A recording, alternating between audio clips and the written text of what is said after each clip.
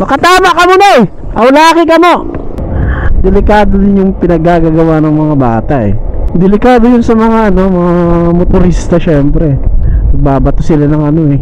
Yun nga, kahit na nandito ka sa motor or sa biyahe napaka-dry ng hangin.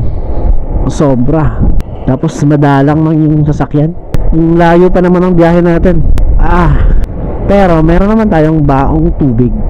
Syempre. Importante yun to stay hydrated. Kasi grabe yan, di ba? I can't imagine kung gaano kainit dito yung mga sitwasyon dito sa city. Magkakadikit na bahay, halos wala ng ventilation, di ba?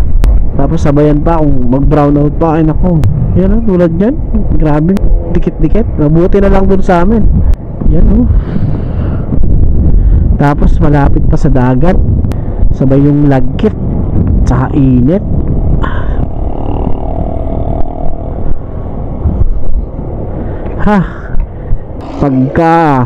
Pagkainit.